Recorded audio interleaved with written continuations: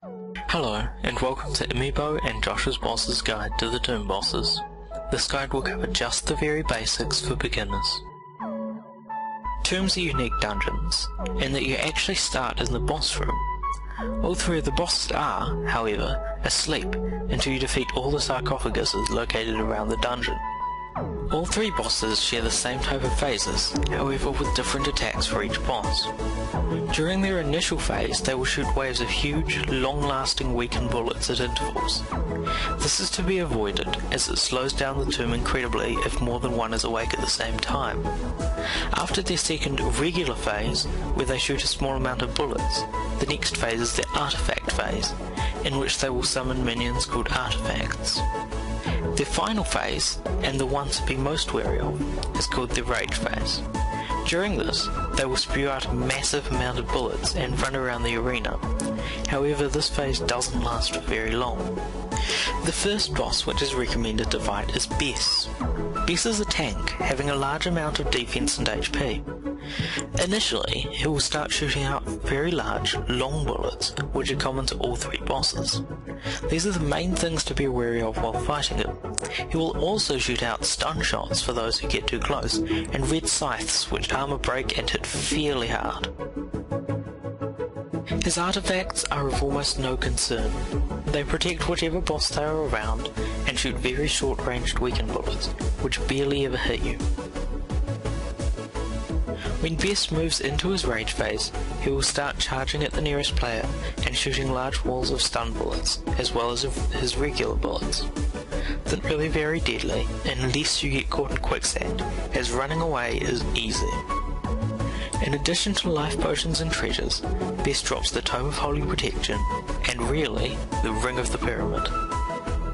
Nut is the second boss to usually be killed by beginners.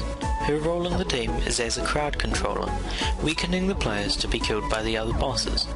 She is, however, very deadly by herself. In her initial phase, she will shoot out a myriad of blue, green and purple bullets, which weaken, slow and blind, respectively. She will also shoot two types of arrow, a smaller one which armor breaks, and a larger one which paralyzes for a short amount of time. And as if all of this wasn't enough, she'll also shoot out fast-moving blue bullets which paralyze. These are the most deadly things which she uses, so avoid them at all costs. Nut has a significant other phase. A small way into the kill, she will start circling around Jib, while being invulnerable. You need to stop attacking at this time, as waking up Jib makes it significantly harder. During this phase, she will toggle on and off circling around Jib. Her artifacts do a decent amount of damage if armor broken, however not much to maxed characters. They do, however, slow, which can sometimes be irritating or deadly. Nut's rage phase is possibly the most scary thing in Realm. She starts charging at the nearest player, shooting massive bursts of all of her bullets, especially paralyzed ones, and throwing artifacts.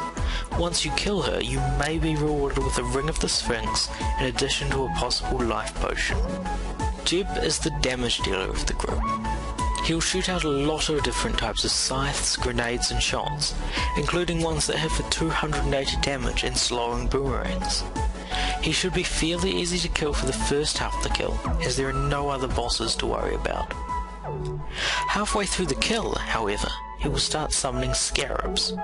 While these don't hit for very much, their paralyze can be incredibly deadly when coupled with his artifacts. The artifacts chase after you and shoot 3 shots, each dealing a whopping 180 damage. This means that just 2 of these shotguns will kill most characters. Be incredibly cautious around these, and when going around corners when he's on his artifacts phase. Jib's rage phase is different from both of the others, as he will actually run away from you. This comes at one significant penalty, however. Melee characters will find it very, very difficult, if not impossible, to kill Jib alone. He also shoots out an even larger amount of artifacts and scarabs, and sprays 280 damage bullets all over the place. Once you kill Jib, congratulations, you've finished a tomb. Pick up your life pot or maybe your Ring of the Nile and head out through the portal.